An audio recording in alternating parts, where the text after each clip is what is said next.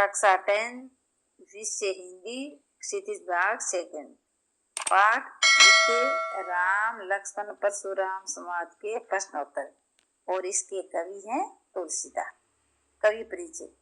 तुलसीदास जी का जन्म उत्तर प्रदेश के बांदा जिले के राजापुर गांव में सन 1532 में हुआ था। तुलसी का बचपन संघर्षपूर्ण था। जीवन के प्रारंभिक वर्षों में ही माता पिता से उनका विच्छेद हो गया। कहा जाता है कि गुरु कृपा से उन्हें राम भक्ति का मार्ग मिला। वे मानव मूल्यों के उपासक कवि थे। राम भक्ति परंपरा में तुलसी अतुलनीय है। अवधी और ब्रज दोनों भाषाओं पर उनका समान अधिकार था। सन 1623 में काशी में उनका देहांत हुआ। प्रमुख रचनाएं रामचरितमानस, कवितावली, गीतावली, दोहावली, रत्नावली और विनय पत्र। प्रश्न नंबर 1, परशुराम के क्रोध करने पर लक्ष्मण ने धनुष के टूट जाने के लिए कौन कौन से तर्क दिए? उत्तर, परशुराम के क्रोध करने पर लक्ष्मण ने धनुष के टूट जाने पर निम्नलिखित तर्क दिए। श्री राम ने इसे नया और मजबूत समझकर सिर्फ छुआ था, परंतु धनुष पुराना और कमजोर होने के कारण हालांकि ही टूट गया। बचपन में उन लोगों ने कई धनुइयां तोड़ी है, तब परशुराम क्रोधित नहीं हुए। हमें यह धनुष साधारण धनुष लगा। इस धनुष के टूटने पर उन्हें कोई लाभ हानि नहीं दिखती। जब परशुराम का धनुष तोड़ दिया तो परशुराम जी बहुत क्रोधित थे, लेकिन लक्ष्मण जी ने ऐसे तर्क दिए कि यह धनुष तो पुराना था, हमने तो इसको छुआ ही था, बचपन में हमने ऐसी बहुत सी दुनिया तोड़ी है, इसको तोड़ने से हमें क्या लाभ हानि, ऐसी बातें कही। प्रश्न नंबर 2, परशुराम के क्रोध करने पर राम और लक्ष्मण की जो प्रतिक्रिया हुई, उनके आधार पर दोनों के स्वभाव की विशेषताएं अपने शब्दों में लिखिए। उत्तर, राम बहुत शांत और धैर्यवान है। परशुराम के क्रोध करने पर राम विनम्रता के साथ कहते हैं कि धनुष तोड़ने वाला कोई उनका दास ही होगा। वे मृदुभाषी होने का परिचय देते हुए अपनी मधुर वाणी से परशुराम के क्रोध को शांत करने का प्रयास करते हैं। अंत में आंखों से संकेत कर लक्ष्मण को शांत रहने को कहते हैं। दूसरी ओर लक्ष्मण का स्वभाव उग्र है। वह व्यंग्य करते हुए परशुराम को इतनी छोटी सी बात पर हंगामा नहीं करने के लिए कहते हैं। वे परशुराम के क्रोध की चिंता किए बिना अपशब्दों को प्रयोग न करने को कहते हैं। वह उनके क्रोध को अन्याय समझते हैं, इसलिए पुरजोर विरोध करते हैं। राम है वो शांत स्वभाव के थे, धैर्यशाली थे। जब परशुराम जी को धनुष टूटने पर गुस्सा आया तो राम बड़े प्रेम से कहते हैं कि जिन्होंने आपका धनुष तोड़ा है वो तो आपका ही दास है, आप तो उनके गुरु हैं, और मृदुभाषी होने का परिचय देते हैं, क्रोध को शांत करने का प्रयास करते हैं और लक्ष्मण को भी इशारा करते हैं कि आप शांत रहिए। पर लक्ष्मण का स्वभाव तो बहुत उग्र था। वो व्यंग्य करते परशुराम जी को कहते हैं कि ऐसी छोटी सी बात पे हंगामा नहीं करना चाहिए। परशुराम के क्रोध की चिंता किए बिना अपशब्दों का प्रयोग न करने को कहते हैं। वह उनके क्रोध को अन्याय समझते हैं, इसलिए पुरजोर विरोध करते हैं। तो ये दोनों भाइयों के व्यवहार में अंतर था, एक एकदम शांत और एक एकदम उग्र। प्रश्न नंबर 3, लक्ष्मण और परशुराम के संवाद का जो अंश आपको सबसे अच्छा लगा उसे अपने शब्दों में संवाद शैली में लिखिए। उत्तर, परशुराम, शिव जी का धनुष तोड़ने का दुस्साहस किसने किया? राम, हे नाथ, शिव जी के धनुष को तोड़ने वाला अवश्य ही आपका कोई दास ही होगा। परशुराम, सेवक वो होता है जो सेवा का कार्य करे, किंतु जो सेवक शत्रु के समान व्यवहार करे उससे तो लड़ना पड़ेगा। जिसने भी धनुष तोड़ा है वे मेरे लिए दुश्मन और तुरंत सभा से बाहर चला जाए, अन्यथा यहाँ उपस्थित सभी राजा मारे जाएंगे। ये परशुराम राम का संवाद है, जिसमें शिव जी का धनुष टूटने पर परशुराम जी जो बात कहते हैं और राम कहते हैं कि जिसने तोड़ा है वो तो आपका दास होगा। लेकिन परशुराम जी कहते हैं नहीं नहीं, वह मेरा दास नहीं, जिसने धनुष तोड़ा मेरा शत्रु है, वो सभा से बाहर चला जाए, वरना बड़ा अन्याय हो जाए। प्रश्न नंबर 4, परशुराम ने अपने विषय में सभा में क्या क्या कहा? निम्न पद्यांश के आधार पर लिखिए। बाल ब्रह्मचारी घोर। उत्तर, परशुराम ने अपने विषय में ये कहा कि वे बाल ब्रह्मचारी हैं और अति क्रोधी स्वभाव के हैं। सारा संसार उन क्षत्रिय कुल के नाशक के रूप में जानता है। उन्होंने कई बार भुजाओं की ताकत में इस पृथ्वी को क्षत्रिय राजाओं से मुक्त किया है और ब्राह्मणों को दान में दिया है। लक्ष्मण, वे अपना फरसा दिखाकर कहते हैं कि इस फरसे से उन्होंने शस्त्र भाव के बहुओं को काट डाला था, इसलिए वह अपने माता पिता को चिंतित ना करे। उनका फरसा घर में पल रहे शिशुओं का नाश कर देता है। परशुराम जी अपने विषय में कहते हैं कि मैं बाल ब्रह्मचारी हूँ, मैंने लड़ाई करके इस भूमि को राजाओं से विहीन कर दिया, इन्हें राजाओं को मार दिया, अपनी भुजाओं की ताकत बहुत से लोगों को दिखाई है, बहुत से ब्राह्मणों को मैंने मुक्त किया है। लक्ष्मण वे अपना फरसाधिकार कहते हैं कि इसने हजारों बहुओं को काट डाला है, इसलिए आप इसे डरो, वरना आपके माता पिता आपके बारे में चिंता करेंगे। उनका फरसा तो ऐसा है कि गर्भ में पल रहे शिशुओं का भी नाश कर देता है। प्रश्न नंबर 5, लक्ष्मण ने वीर योद्धा से क्या क्या विशेषताएं बताई?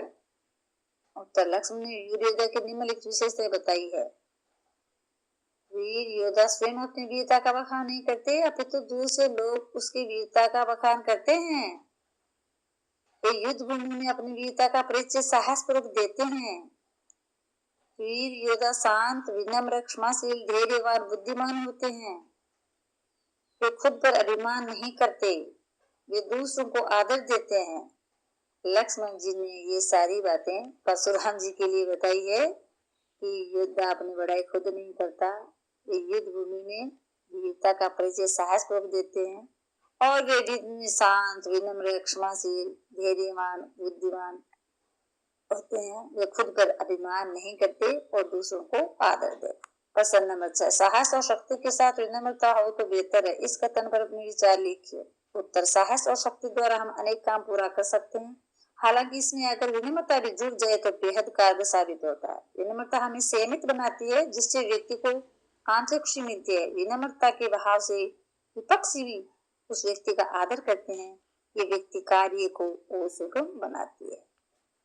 साहस और शक्ति के साथ विनम्रता होने पर हर कार्य बड़ी अच्छी तरह से हो सकते हैं, जिससे व्यक्ति को आंतरिक खुशी मिलती है और विनम्रता के भाव से विपक्षी व्यक्ति भी उस व्यक्ति का आदर करने लग जाते हैं और ये व्यक्ति कार्य को और भी आसानी से कर सकता।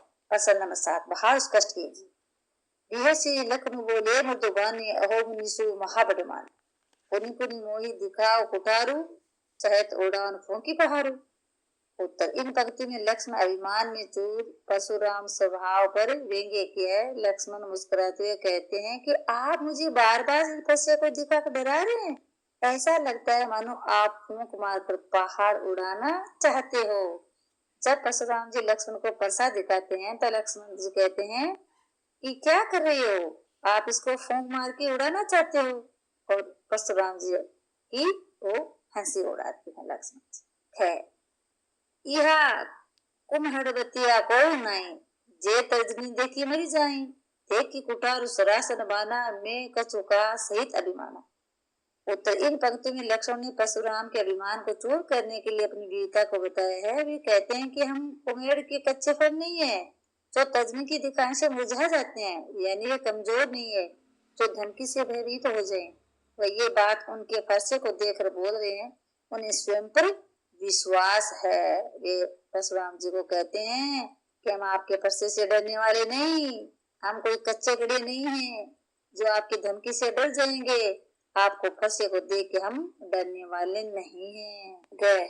गादी सून कह हरदेसी मुनि हरि है हरिसूद, अयमय खांड ओखमय अर्जुन भूत अबूझ। उत्तर, इन पंक्तियों में विश्वामित्र मन ही मन मुस्कुराते सोच रहे हैं कि परशुराम ने सामान्य क्षत्रियों को युद्ध में हराया है तो इन्हें हरा ही हरा नजर आ रहा है। राम लक्ष्मण को साधारण क्षत्रिय नहीं है, परशुराम इन्हें गन्ने की बनी तलवार के समान कमजोर समझ रहे हैं, पर असल में ये लोहे की बनी तलवार है। परशुराम के अहंकार और क्रोध ने उनकी बुद्धि को अपने वश में ले लिया है। इसमें विश्वामित्र जी मन में हंसते हैं कि परशुराम जी ने आज तक सामान्य लोगों से लड़ाई की है, उन्हें ये पता नहीं कि ये जो राम लक्ष्मण है ये गन्ने की बनी तलवार नहीं, ये लोहे की तलवार है, इनसे लड़ाई करके जीतोगे तभी अपनी बुद्धि का पता चलेगा। प्रश्न नंबर 8, पाठ के आधार पर तुलसी के भाव सौंदर्य पर 10 पंक्तियां लिखिए। उत्तर, ये काव्यांश तुलसीदास द्वारा लिखित रामचरितमानस के बालकांड से ली गई है जो अवधी भाषा में लिखी गई है। इसमें तत्सम शब्दों का प्रयोग भरपूर मात्रा में किया गया है। इसमें दोहा, छंद, चौपाई का अच्छा प्रयोग किया है। भाषा में लयबद्धता है। प्रचलित मुहावरे और लोकोक्तियों ने काव्य को सजीव बनाया है। वीर और रौद्र रस का प्रयोग मुख्य रूप से किया गया है। कहीं कहीं शांत रस का भी उपयोग हुआ है। अनुप्रास, उपमा, रूपक, उत्प्रेक्षा, पुनरुक्ति अलंकार का सुयोजित ढंग से प्रयोग हुआ है। व्यंग्यों का प्रयोग अनूठा है। प्रसंग अनुकूल भाषा का प्रयोग किया गया है। तुलसीदास जी का भाषा सुनिए, बहुत अच्छा है। तत्सम, तत् का मतलब उसके समान समान। जो शब्द संस्कृत के जैसे थे उनको हिंदी में वैसा का वैसा प्रयोग ले लियो, तत्सम शब्द कहलाते हैं। इसमें दोहा, छंद, चौपाइयां हैं, लयबद्धता है, मुहावरे है, लोकोक्तियां, वीर, रौद्र, कहीं पर शांत रस भी है। और अनुप्रास, उपमा, रूपक, उत्प्रेक्षा, पुनरुक्ति सारे अलंकारों का प्रयोग किया गया है। प्रश्न नंबर 2, इस पूरे प्रसंग में व्यंग्य का अनूठा सौंदर्य है, उदाहरण के साथ स्पष्ट कीजिए। उत्तर, तुलसीदास द्वारा रचित परशुराम लक्ष्मण संवाद मूल रूप से व्यंग्य काव्य है। उदाहरण के लिए, बहुधनी तोरी लड़काई कब उन्हें असी रीस किन्नी गोसाई। लक्ष्मण परशुराम से कहते हैं कि हमने बचपन में भी इस जैसे कई दुनिया तोड़ी है, परंतु तब आप हम पर इतने क्रोधित नहीं हुए। मात पितृ ने सोच बस करसी महिष गर्भन के अर्भ दलन पर सो मोर अति घोर। परशुराम जी क्रोधित होकर लक्ष्मण से कहते हैं कि अरे राजा के बालक, तो अपनी माता पिता के बारे में सोच। ये जो मेरा फरसा बहुत भयानक है, कि गर्भ में पल रहे बच्चों को भी नाश कर देता है। परशुराम जी है वो लक्ष्मण को समझाते हैं कि मेरे परसे से डर, वरना अभी तेरा वध कर दूंगा। अपने मुंह तुम आपने करनी, बार अनेक भांति बहु करनी। परशुराम द्वारा की जा रही खुद की बड़ाई को लक्ष्मण अपने मुहा मिया मिट्टू बनना कहते हैं। मिले न कबू सुबट रन गाड़े, द्विज देवता धरी के बाड़े। लक्ष्मण कहते हैं कि आपका सामना कभी योद्धाओं से नहीं हुआ, इसलिए आप घर के शेर हैं। प्रश्न नंबर 10, निम्नलिखित पंक्ति में प्रयुक्त अलंकार पहचान कर लीजिए। बालकु बेली बंदो में तोई, अनुप्रास अलंकार। बालकु बोली बंदो में बै वर्ण की एक से अधिक बार आवर्ती हुई है। कोटि कुलिस सम वचन तुम्हारा, अनुप्रास अलंकार। कोटि कुलिस में वर्ण की एक से अधिक बार आवर्ती हुई है। उपमा अलंकार। कोटि कुलिस सम वचन में उपमा अलंकार है, चूंकि परशुराम जी के वचनों की तुलना पद से की गई है और वाचक शब्द सम का प्रयोग किया है। अनुप्रास अलंकार वहाँ होता है जब वर्ण की आवर्ती बार बार हो, जैसे पहले में बै की आवर्ती है और दूसरे में कै की। और उपमा अलंकार वहाँ हो जहाँ उपमेय से उपमा दी जाती है और सा, सम, समम जैसे वाचक शब्दों का प्रयोग होता है। इसमें समवाचक शब्द का प्रयोग हुआ तो उपमा। गैर, तुम तो कालू हाँक जन लावा, बार बार मुझे लागे बुलावा। उत्प्रेक्षा अलंकार। जहाँ हाँक जनु लावा में उत्प्रेक्षा अलंकार है, यहाँ जनु वाचक शब्द है। उत्प्रेक्षा अलंकार में जानो, जाऊ, तेहु, जनु आदि शब्द आते हैं और इसमें जनु है इसलिए उत्प्रेक्षा। पुनरुक्ति प्रकाश अलंकार। बार बार में पुनरुक्ति प्रकाश अलंकार है, क्योंकि बार शब्द की दो बार आवर्ती हुई है पर अर्थ भिन्नता नहीं है। जब एक शब्द दो बार है और दोनों के अर्थ में भिन्नता नहीं हो तो पुनरुक्ति यानी दोबारा उसी उक्ति का आना, वहाँ पुनरुक्ति अलंकार होता है। लखन उतर आहुति श्री से भृगुबर को सुख सानु, बड़द दे की जल सम वचन बोले रघुकुल भानु। उपमा अलंकार। लक्ष्मण के उत्तर आहुति के समान और वाचक शब्द सरिस के कारण आहुति सरित भृगुबर को सुकसानु में उपमा अलंकार है। जल सम वचन में भी उपमा अलंकार है, क्योंकि भगवान राम के मधुर वचन जल के समान कार्य कर रहे हैं और वाचक शब्द सम का प्रयोग हुआ है। रूपक अलंकार। रघुकुल भानु में रूपक अलंकार है, चूंकि से राम के गुणों की समानता सूर्य से की गई है। रूपक अलंकार जहाँ उपमेय और उपमान तो भेद को खत्म कर दिया जाता है, तो इसमें क्या है, राम के गुण की समानता सूर्य से कर दी, सूर्य के समान बता दिया, इसलिए रूपक अलंकार।